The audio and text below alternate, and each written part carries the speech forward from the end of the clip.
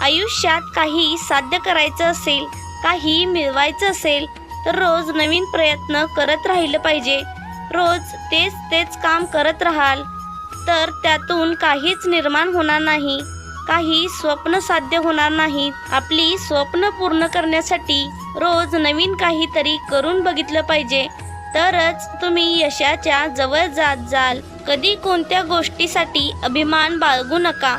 कोणत्या गोष्टीसाठी मी समर्थ आहे असे म्हणण्यापेक्षा स्वामी समर्थ आहेत असे म्हणा आणि मग बघा स्वामी तुमचे काम कसे पूर्णत्वात नेतात. स्वतःला तणाव आणि अडचणीतून मुक्त करण्यासाठी एक साधा आणि सोपा उपाय आहे.